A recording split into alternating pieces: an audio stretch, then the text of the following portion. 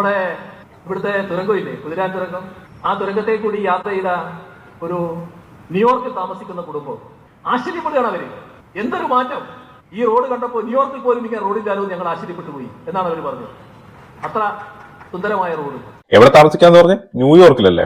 ഒന്നെങ്കിൽ ആ ഫാമിലി ആരോ പറ്റിച്ചു. ന്യൂയോർക്കിലൊന്നും അല്ല അവർ താമസിക്കുന്നത്, വേറെ എവിടെയോ കാട്ടുമുക്കിലാണ് അവർ താമസിക്കുന്നതാണ് എനിക്ക് തോന്നുന്നത്. ഞാനും വിദേശ രാജ്യത്ത് കുറച്ച് നാൾ ജീവിച്ച ഒരാളാണ്. എന്തായാലും കേരളത്തിലെ പോലുള്ള റോഡുകൾ ഞാൻ അവിടെ കണ്ടിട്ടില്ല. കേരളത്തിൽ ഒരു മഴ പെയ്ത് കഴിഞ്ഞാൽ ആ മഴവെള്ളമെല്ലാം നമ്മുടെ റോഡിന്റെ നടുക്ക് ഒരു കുഴിയാക്കി അതിനകത്ത് ശേഖരിച്ചു വെക്കാറാണ് പതിവ്. പക്ഷെ മറ്റു രാജ്യങ്ങളൊന്നും ഞാൻ ആ സമ്പ്രദായം ഇന്ന് വരെ കണ്ടിട്ടില്ല. അവിടെയെല്ലാം പ്രോപ്പറായിട്ട് ഡ്രെയിനേജ് സിസ്റ്റവും കാര്യങ്ങളും ഒക്കെ ഉണ്ട്. പിന്നെ ഏതെങ്കിലും ഒരു രാജ്യമായിട്ട് നമ്മുടെ കേരളത്തിനെ കമ്പയർ ചെയ്ത് എന്തെങ്കിലും കുറ്റവും കുറവും പറഞ്ഞു കഴിഞ്ഞാൽ ഇവർ പറയും, ഒരു രാജ്യത്തിനെ വെച്ചാണോ നീയൊക്കെ കേരളത്തിനെ കമ്പയർ ചെയ്യുന്നത്, നീയൊക്കെ എവിടുത്തെ മണ്ടനാണ് എന്നൊക്കെ പറയും. മുഖത്തി എന്തെങ്കിലും പറയുകയാണെങ്കിൽ അങ്ങനെ പറയണം എന്ന് പറയുന്ന അന്തങ്ങൾ നമുക്ക് ഉള്ളിടത്തോളം കാലം, അതായത് നേതാക്കന്മാർ എന്ത് പറഞ്ഞാലും ചന്തി വാങ്ങിക്കൊണ്ട് നടക്കുന്ന അന്തങ്ങൾ ഉള്ളിടത്തോളം കാലം ഇമാതിരി ചില സാധനങ്ങളൊക്കെ നമ്മൾ കേൾക്കേണ്ടി വരും. ആയാലും മുഖ്യമന്ത്രിയോട് എനിക്ക് ഒന്നേ പറയാനുള്ളൂ, കേരളം മൊത്തം ഒന്ന് സഞ്ചരിച്ചു നോക്കുക. ഇല്ലെങ്കിൽ എന്റെ